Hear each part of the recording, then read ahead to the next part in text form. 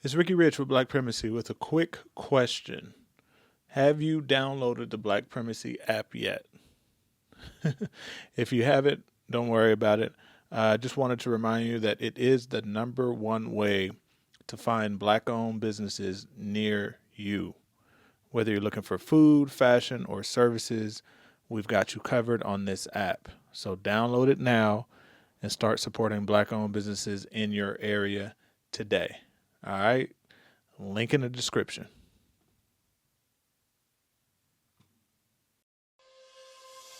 Blackstone is an American financial giant with over $1 trillion in assets under management.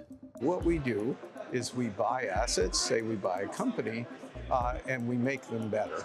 Real estate is one of Blackstone's major divisions. Blackstone is really in the business of marketing investment products. A byproduct of that is they became a very large landlord. The company has an ownership interest in at least 274,000 rental housing units. That likely makes it one of the largest landlords in the United States. In every market where we operate, we own less than 1% of the housing available. Their portfolio of rental housing is concentrated in Sunbelt regions like Texas, Georgia, and Florida. Many of these units are apartments. A smaller portion are single-family homes. The company also has stakes in mobile home parks, student housing, and more. I have to give them credit because they went after like apartment housing and sort of residential housing, as opposed to going into malls or retail side of the business, which has really just struggled. Rents keep rising in many parts of the U.S., particularly major cities that aren't building enough housing. As a result, some cities are considering policies that protect tenants from rent hikes. If these measures pass, they could affect Blackstone's bottom line. I just think that it's time for the landlords to accept that they can't always make as much as they would like. So, how did Blackstone become one of the largest landlords in the United States?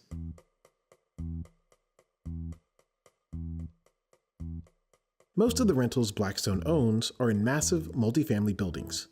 Take, for example, Stuyvesant Town Peter Cooper Village. Blackstone acquired this property in 2015. Stuytown is a city within a city. It was built in 1947 for returning veterans.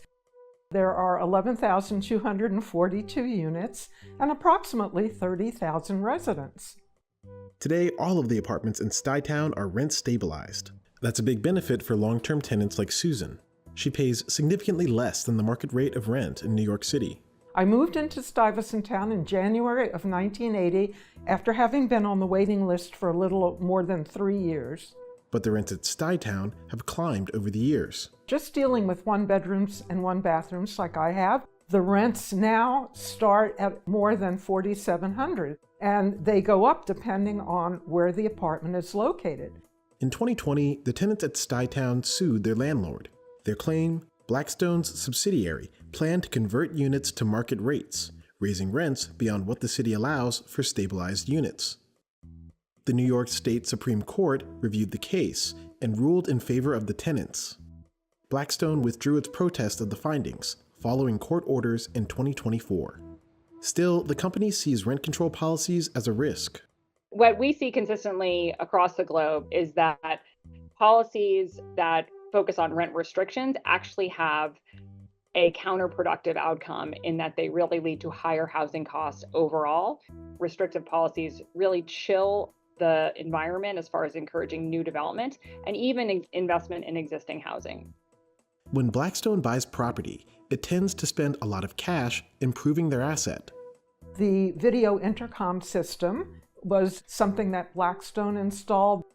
They've improved elevators. We've invested $425 million of capital since we acquired Stuytown. That shows up in lots of different ways. Everything from the quality of the apartments themselves. We have created new bedrooms, and many of them. It's like the equivalent of creating a whole new building when you look at the number of bedrooms we've been able to add. This can, in some cases, lead to an increase in rent. I think that Blackstone had a vision for their ownership of the property, which was not always the best in terms of property management. The people that they hired came from the leisure industry or the hotel industry. There are a lot of fun things that Blackstone did. I mean, there are times when you walk out on a summer evening and there are movies going on and people are lying around in the Oval. On the other hand, the Tenants Association gets calls from tenants that are going crazy because they have an unusable sink and they can't get an appointment for a month to do something about it. Those are the kind of basics that we really like, maybe more than having ice cream available on site. In response, Blackstone told CNBC that it's reduced Stuytown's average work order time by 65% since 2015. A work order is a document that provides detail for a maintenance request. Blackstone makes money by charging fees for managing their various funds. Their stock has outperformed the broader market over the past 5 years. They make money in two ways, really. There are what we call assets under management fees. So they get a certain percent each year of the assets they manage. And then if the assets post significant returns, they get what are called performance fees or incentive fees. Blackstone was founded by Peter Peterson and Stephen Schwarzman in 1985. The investment bankers met while working together at Lehman Brothers. When we started in 1985, there weren't diversified private equity firms. Basically, there were just about 7 or 8 firms that just did leverage buyouts. It's a slightly different business than it was maybe 20 years ago. The old knock against the private equity guys was they buy up companies, they load a ton of debt on them, they pay themselves a huge dividend, and then they throw them out to the market. That model really sort of stopped. Since 1991, Blackstone raised funds for the private side of its real estate division at least 10 times. They've been investing in real estate assets for decades, most of that through what are called private placements. These private placements are real estate investment opportunities available only to accredited investors. That actually is the bulk of Blackstone's real estate investments. Right now, of their $315 billion in real estate, only roughly $55 billion is in the BREIT product, which is sold to retail investors. BREIT, Blackstone's real estate income trust, has significant interests in industrial developments, data centers, and of course, rental housing. Many investors put money into the fund coming out of the pandemic. But the pace of new investments into BREIT has slowed since 2022, with at least one notable exception: a $4 billion investment from the University of California. BREIT had posted smooth returns every month for 6 years. BREIT is a perpetual capital fund, which holds for the long term. Blackstone holds Stuytown and another perpetual fund, but it's not included in BREIT. The community didn't know from one day to the next who was going to own it.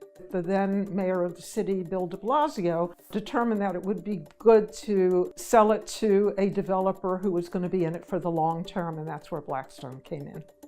Blackstone says its U.S. portfolio is concentrated where it believes opportunities are highest. There tends to be a high degree of consistency across our different pools of capital as far as the nature of the investments, meaning which sector, warehouses, apartments, data centers, and then the geographies as well.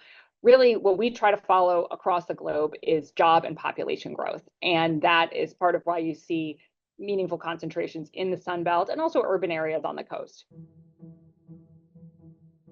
Blackstone was an early pioneer in the market for single-family rental homes. Remember, after the crisis, they quickly became the largest owner of single-family homes in the country. They brought them all together. Then they created a company called Invitation Homes. They took it public, and then they got out of it. They really had, I would say, the best period following the financial crisis, because they were actually able to out there and sort of snatch up properties that had become distressed. In 2021, Blackstone re-entered the single-family rental space with another major acquisition, Home Partners of America.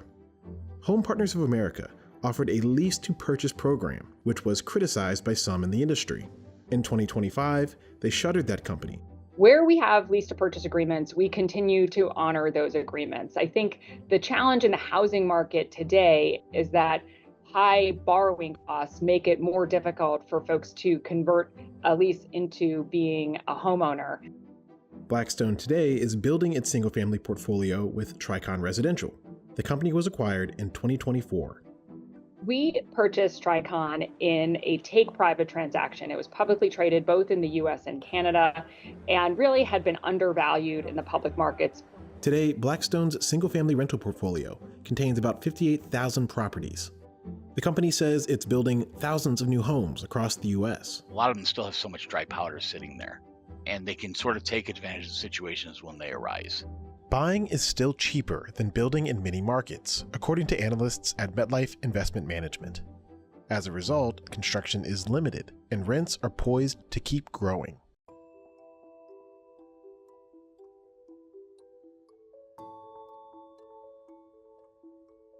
As the rate of new housing permits and construction starts sink, market rate rents could increase at a relatively fast pace.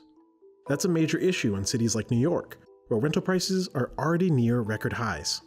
This city can build plenty of affordable housing, and this city needs to be livable. We're going to be losing people left, right, and center if something doesn't happen.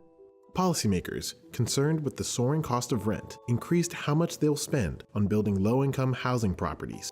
That's a boost for Blackstone's affordable housing initiative, April Housing. April Housing started with about 70,000 government-subsidized housing units. When the renovations are complete, Blackstone expects to be the single largest provider of affordable housing in the United States. We're feeling like we're just getting started. We're preserving units. We're doing that by extending the affordability through new syndications of tax credits. That also allows us to invest in the communities at no cost to the resident. And we're just starting to build new communities as well in different parts of the country.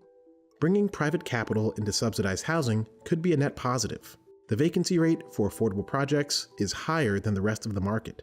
I just focus on the fact that we are a large owner, and with that scale brings the ability to have consistency of the quality of the rental housing that we operate and the new supply that we can help create, both by being an equity investor in new development, and that capital is really critical to addressing the supply and demand shortage we have in this country.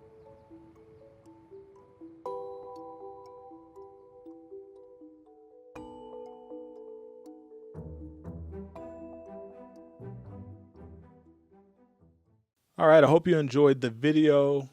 Please check out the other content that we have on this channel. But before you go, I wanted to remind you again not to forget to check out the Black Primacy app. It is the best way to connect with Black-owned businesses near you. They need your support. We need your support. Link in the description.